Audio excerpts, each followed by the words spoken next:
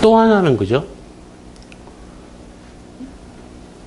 이 카를 오세라는 사람이 신성 로마 제국 황제가 돼갖고 이제 그죠?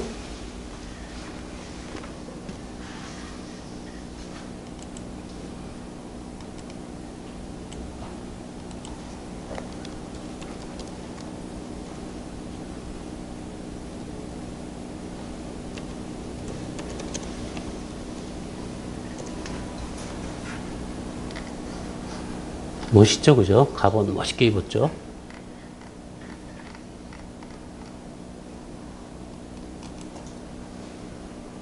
이것보다는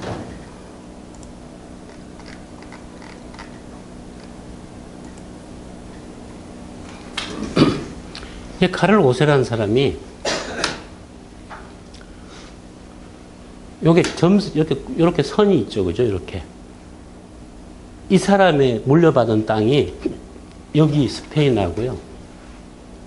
이 네덜란드 일대하고요. 이렇게 부르근디 일대하고 또 여기하고 스위스 근처죠, 그죠? 또 오스트리아 근처. 요게 지가 상속받은 곳이에요. 이 사람은 합스부르크 집안이라 그러는데 이 신성 로마 제국 황제가 되면서 또 보시면 그죠? 이 나폴리, 사르데냐, 시칠리아 이것도 카를 5세에 직접 상속받은 재산입니다. 요런 데가. 그러니까 얼마나 큰 부자예요, 그죠? 권력자인데 이 사람이 이제 하고자 했던 게 뭐냐면 프랑스 땅도 이만큼 들어와 있죠, 그죠? 유럽을 하나의 보편 제국으로 만들자. 내가 실현시키겠다. 구현하겠다라고 나선 건데, 그죠? 이제 문제는 뭐냐면은, 그럼 로마 교황이라는 사람이 또 하나의 권위가 있잖아요. 그래서 이 문제를 어떻게 처리하느냐. 늘 싸우는 문제고, 그죠? 또 하나는 이것들. 프랑스와 영국. 이것들이 말을 안 들어요. 그래서 계속 전쟁을 하게 되는데, 이 사람이요, 가톨릭 신자죠. 근데 이 사람이 무슨 가톨릭 신자의 뭐 종교적 소신이 있기보다는 자기가 볼 때는 가톨릭을 기반으로 권력을 잡는 게 유리하기 때문에 그런 거죠. 근데 이 사람이 황제가 된 시점에서 나타난 게 뭐냐면 종교개혁이에요. 재수없게. 갑자기 루터가 막 이제 나타나면서 이제 이 신성로마 제국의 이 제후들이 어떤 놈은 개신교 밀고 어떤 놈은 가톨릭 미는데 개신교를 미는 그 제후들은 왜 그러냐면 개신교를 택하면서 가톨릭 교회 재산을 강탈할 수 있어요. 돈이 되니까. 그래서 막 개신교 지역이 생겨나고죠. 그러면서 이게 굉장히 소란스럽게 되는데 세월이 먼 세월 흘러서 그죠? 아무튼 여기는 일종의 가톨릭으로 갔단 말이에요. 여기는. 개신교로 간 곳이 나중에 여기고 네덜란드고 뭐 독일의 상당 지역이죠. 프랑스는 개신교를 탄압했지만은 나중에 뭐 대충 그래 뭐 종교가 뭐 중요하냐 이런 식으로 그죠? 그게 굉장히 중요해요. 왜냐하면 그죠? 오늘날 남미 있잖아, 남미. 남아메리카. 브라질, 아르헨티나, 뭐 칠레, 뭐 등등, 그죠? 멕시코도 마찬가지고. 거기가 다 누구의 땅이었냐면, 스페인과 포르투갈 제국의 식민지였어요. 나중에 그죠? 거기서 독립을 갖다가 나중에 쟁취한 놈들이 누구냐면, 브라질이나 남미에 있던 원주민이 아니고, 여기에서 그리 건너갔던 사람들이 현지에서 이제 세력이 돼서 본 제국에 대해서 반기를 든 거거든요. 미국도 그렇잖아요. 미국 건너가서 나중에 이제 좀 크니까 이제 영국 말 듣기 싫어서 뭐 미국 독립 전쟁이 무슨 뭐 자유를 위한 것 순간 하나도 없어요. 나 컸으니까 이제 네 말 듣기 싫다는 거거든요. 그래서 배째가 나온 거란 말이에요. 남미에 있는 모든 나라가 다 그렇게 된 겁니다. 미국이 배째고 나가니까 우리도 해보자 해서 다 독립을 한 건데 오늘날 남미가 그죠? 왜 부정부패와 마피아와 이렇게 토들로 유착이 되어 있고 그 지역이 그죠? 굉장히 암울하잖아요. 남미가 왜 저렇게 엉망이 돼 있냐면요. 우리나라만 하더라도 지금 굉장히 그죠? 뭐 부정부패 하고 있지만 없애자 그러고 나름대로 뭐 그죠? 야당도 뻑하면 막 뭐 비노 친노 싸우고 한국 경쟁이 있잖아요. 근데 남미는 아르헨티나라는 곳이 아르헨티나에서 누가 제일 부자냐면요. 노조위원장이에요. 노조위원장이 권력자입니다. 그리고 대토지 소유자가 권력자고. 남미는 앞으로도 저 나라가 그죠? 기술 이런 건 떠나서 선진화될 가능성이 굉장히 희박해요. 어느 세월에 그 나라가 국제적인 경쟁력을 지닌 나라로 등장할지는 지금으로서는 내가 볼 때 없을 것 같아. 근데 왜 그렇게 됐겠어요? 그럼 그 남미에 주로 그죠? 건너간 애들이 스페인과 이탈리아 사람들이 많이 건너갔거든요. 기질적으로 스페인이나 이탈리아 사람들이 뭐 이렇게 머리가 떨어져서 그러냐? 그거 아닐 거 아니에요. 근데 이유는 분명히 있어요. 남미는 로마 가톨릭을 종교로 하고 있다는 점이에요. 로마 가톨릭이라는 종교가 문제가 아니고 여기는 그죠? 개신교는 서로 치열하게 치고받고 싸우고 경쟁하고 죽이고 하면서 끊임없이 뭐 개신교다 무슨 또 뭐 루터파다 무슨 파다 그죠? 치열하게 경쟁하면서 그죠? 같이 어느 게 옳냐를 놓고 치열히 싸우고 또 그 다음에 기술이 발전하면서 상인들이 치열하게 시장을 갖고 싸우면서 여기 죽도록 싸웠단 말이에요. 남미라는 곳이요. 결국에는 이쪽 스페인 제국, 포르투갈 이쪽에 지배하에 있던 놈들인데 돈키호테라는 소설 아시죠? 그죠? 그 돈키호테 읽어보면 나와 있는 게 뭐냐면 스페인에서는요. 우리가 산업공상 하듯이 스페인에서는 상인이라 그러면 가장 큰 핫발이에요. 남자는 무사를 하거나 이렇게 뭐 철학자를 하든가 해야지. 아니면 성직자가 되든가. 공상으로 가면 그건 안 쳐줘. 대도시에 가면 사람들이 굶어 죽어. 그 체제가 그죠? 딱 그냥 우리나라 치면 산업공상 체계예요. 스페인도. 똑같아요, 거기도. 여기가 왜 축구를 열심히 하느냐? 보통 사람이 공상 안 하고 성공하는 길은 그 축구하는 사람이 이제 일종의 그 귀족, 일종의 전투하는 사람인 거죠. 귀족처럼. 그게 굉장히 그죠? 능률과 실질을 갖다 배척하는 풍토예요. 지금도 이 스페인에 이 마드리드 가면은 수많은 젊은이들이 빙빙 놀아요. 이탈리아는 줄이 없으면 취업을 못 해요. 뭐 무슨 대학을 나왔냐가 중요하지 않아. 다 패밀리 비즈니스이기 때문에.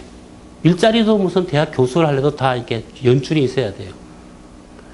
그 전통이 그죠? 여기는 그나마 프랑스나 영국이나 이런 쪽을 통해서 경쟁에 자극을 받으면서 나름대로 끊임없이 그래도 이렇게 개선하려고 노력을 하는데 남미 쪽은 그 나쁜 산업공상의 체계가 그냥 거기가 틀에 박혀서 고스란히 그냥 화석처럼 굳어버린 거예요.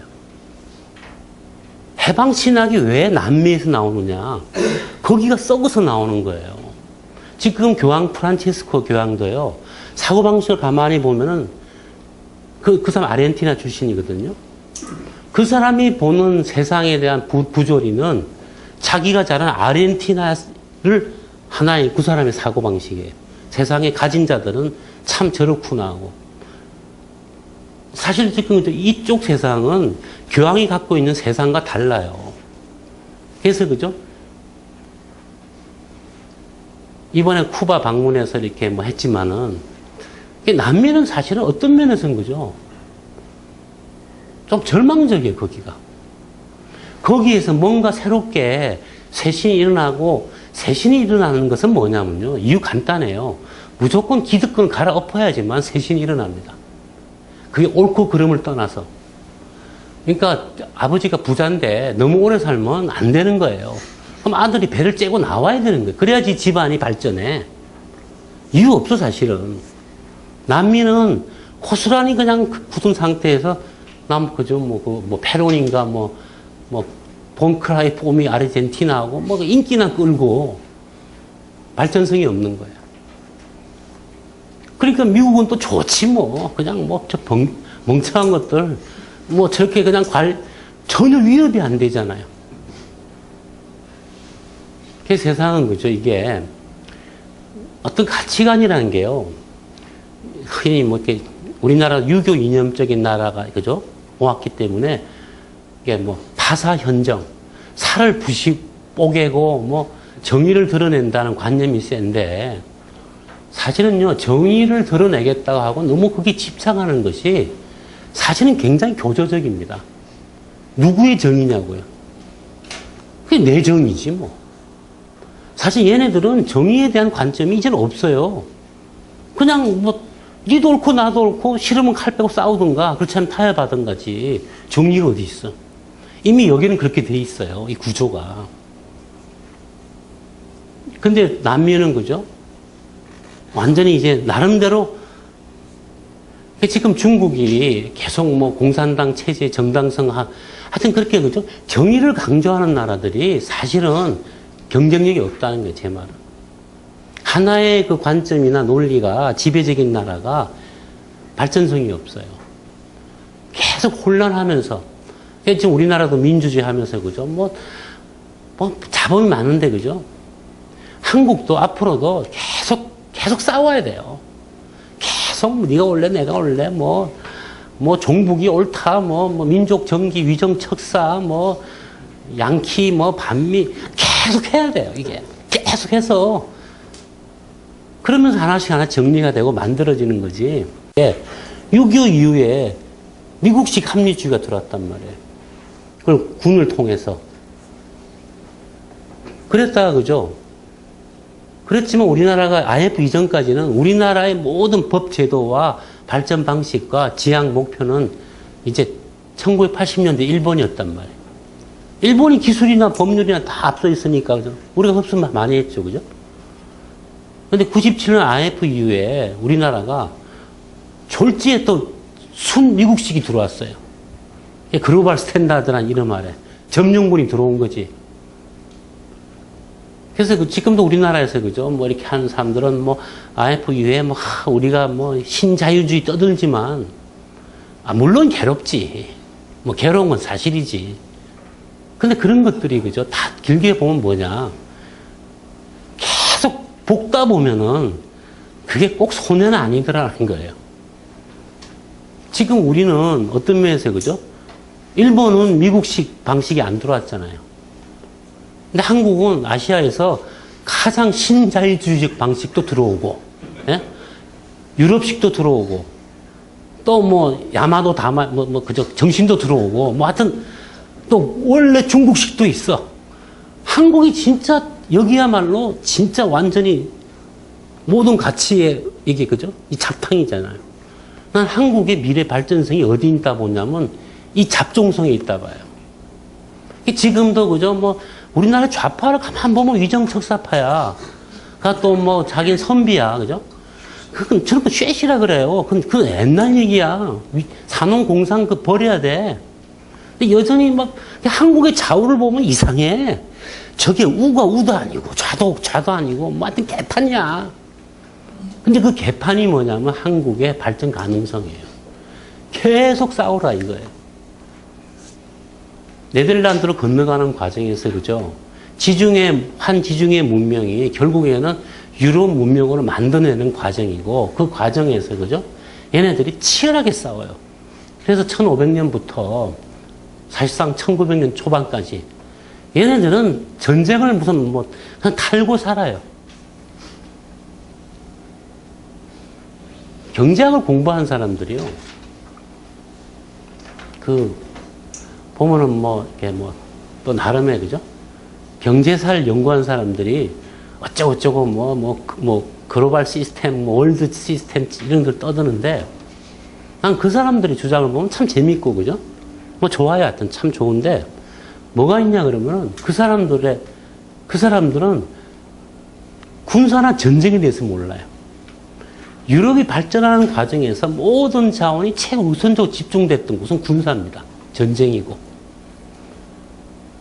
전쟁이나 군사를 모르는 상태에서 경제사를 얘기하면서, 그죠?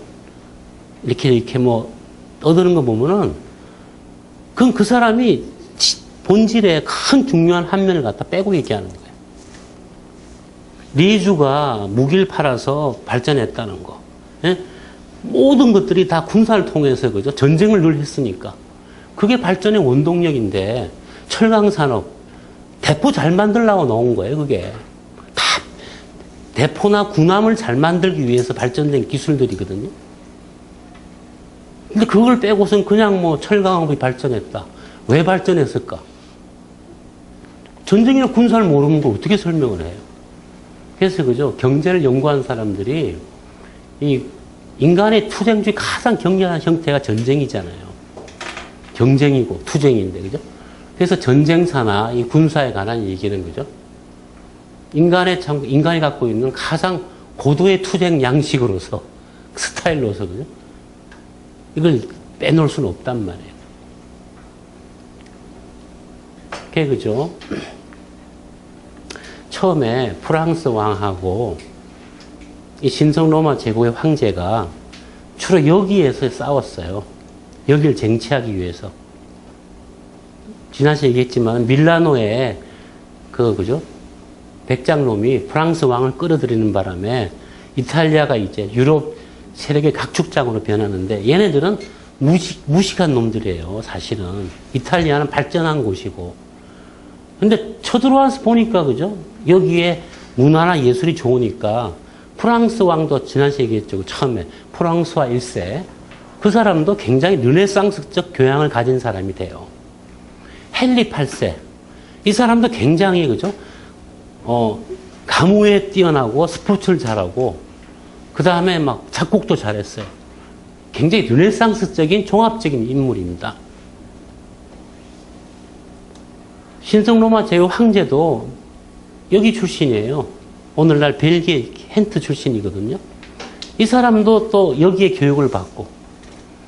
그래서, 그죠? 문화적으로는 여기가 선진인데 여기가 무너지면서, 그죠? 이 기술을 흡수해 가는 과정이 이제 전개되는 것이, 그죠? 1400년도 후반이에요. 그래서 막 이제 프랑스 왕도 뽁 하면은 이리 쳐들어가요. 그럼 신성 로마 제국 황제 쳐들어가고. 그 과정에서 도시국가들은 이쪽에 편들기도 하고 저쪽에 편들기도 하고. 또 로마 교황도 그때 봐서 이쪽 붙었다가 저쪽 붙었다가 하면서 이제 간쓸기를 왔다 갔다 해요. 그런 과정이 1400년 후반에 내전개가 돼요. 이게. 그러다가 1500년대, 그죠? 초에 와서 이제 등장하는 게 문제가 뭐냐면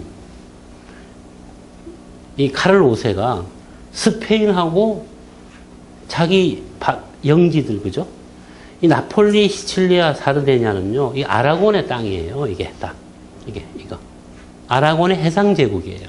그게. 해상제국하고 오스트리아, 그죠? 그 다음 네덜란드 저지대, 또 프랑스 여기 부르곤드 지방이라는데, 이런 걸 이어받으면서 받은 데다가, 그죠? 여기 수백 개의 어떤 자율적인 제국들을 합친 명목만이 이제 신성 로마 제국인데, 거기 황제가 된 거예요. 1519년에. 그러면서 이 사람이 돈이 많으니까 이 양반이 주장한 게 뭐냐면 보편 제국을 건설하겠다는 거예요. 그 얘기는 이제 프랑스 왕이나 영국 왕은 무릎 꿇으라는 얘기잖아요. 프랑스가 꿇겠어요. 그죠? 근데 프랑스 이때 100년 전쟁을 통해서 서서히 이제 왕의 권력이 강해지고 있었거든요. 그래서 이제 이 세력이 포위가 됐잖아요. 그래서 얘네들이, 그죠? 요렇게가, 얘는 참 여기 붙었다가 여기 붙었다 해요. 얘네들도. 왜냐하면 100년 전쟁이 졌기 때문에 좀 감정이 있어. 근데 또 봐서 보니까 또 얘가 너무 커질 것 같으면 또 여기 붙어. 얘가, 그죠? 프랑스 왕이 나중에는 오스만 제국하고 동맹을 맺어요. 로마 교황이, 그죠? 아니, 넌 어떻게 이교도하고 동맹을 맺냐? 그러니까 프랑스 왕이, 그죠? 뭔 상관? 그러니 막 교황이 미워하겠죠, 그죠? 이 교황이라고 하는 정신적 지주 세력, 그죠? 권위 세력과 또 전 세계를, 유럽을 갖다 하나의 제국을 만들겠다는 카를 5세가 이제 죽이 맞아 떨어져요. 거기에 프랑스와 영국이 반기를 드는 거예요. 신성 로마 제국 황제의 자리를 갖다가 사실은 카를 5세가 되기 전에 프랑스 왕도 지원을 했고요. 헨리 8세도 지원을 했어요. 근데 결국 어떻게 되냐면 선거를 했는데 이게 돈 싸움을 했거든요. 얘가 돈이 많으니까 돈 왕창 대출받아갖고 이 제후들한테 뿌려서 지가 황제가 됐어요. 그 바람에 그죠? 이게 이제 복잡해진 건데, 그러니까 신성 로마 제국의 카를 5세가 이렇게 엄청난 힘을 가지고 보편 제국을 만들 것 같다는 그 두려움 때문에 얘네들이 이제 싸우기 시작하는 거예요. 그 싸움이. 그 싸움이 시작되는 마당에 그죠? 또 생겨난 게 뭐냐면 종교개혁이 생겼어요. 그래서 이 지역이 말을 안 들어. 그래서 또 얘네들하고도 카를 5세가 싸우고, 얘네들 싸우고. 처음에 카를 5세가 그죠? 프랑스하고 요 이탈리아 북부에서 싸웠어요, 주로. 싸워서 이겼는데, 이 개신교 놈들이 말을 안 들으면서, 그죠? 굉장히 피곤해지면서 이제 골치 아픈 일이 전개되는 과정이 이제 오늘 이제 과정의 시작입니다. 자, 잠깐 쉬었다 할게요.